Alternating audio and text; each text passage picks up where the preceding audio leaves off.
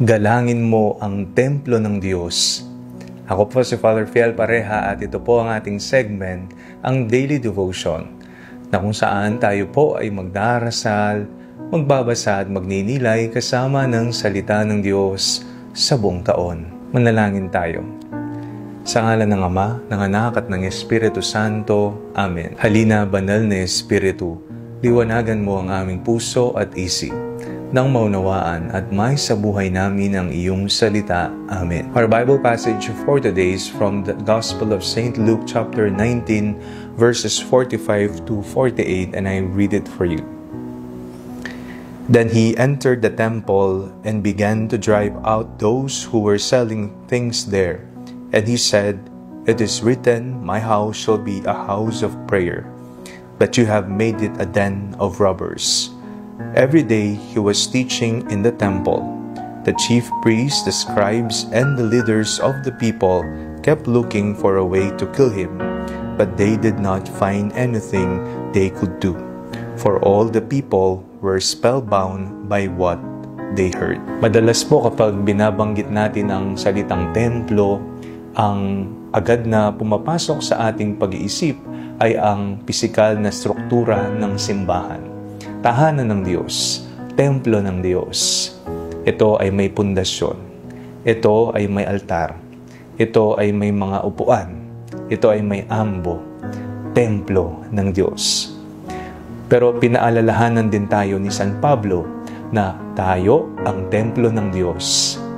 Ang ating katawan ay ang templo ng banal na Espiritu. Kaya isa pong realidad ang kailangan nating pakatandaan palagi. Dinadala natin ang templong ito saan man tayo magtungo. Ang tanong sa atin ay, nararamdaman pa kaya ang presensya ng Diyos sa atin bilang kanyang templo? O iba na ang nakikita, iba na ang nararanasan, iba na ang naririnig sa ating mga bibig, hindi na presensya ng Diyos, kung hindi iba na.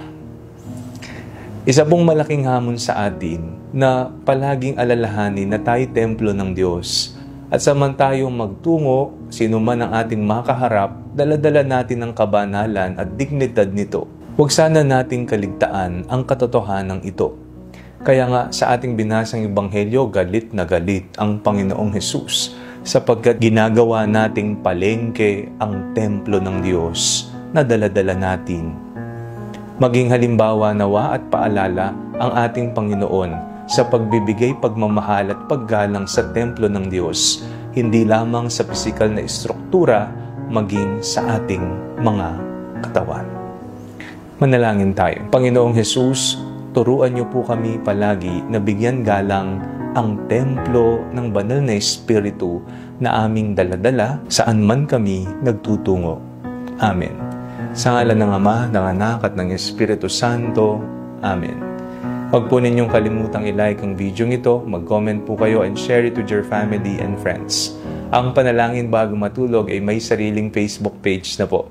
Huwag niyo pong kakalimutang mag-like at mag-follow dito, and do not forget to subscribe to our YouTube channel. I-click niyo lamang po ang link na nasa comment section ng video ito, o kaya naman po just search Father Fiel Pareha. At kung nais niyo pong maging updated sa ating pagpapahayag, you can join our broadcast channel dito po sa ating Facebook page. God bless you po.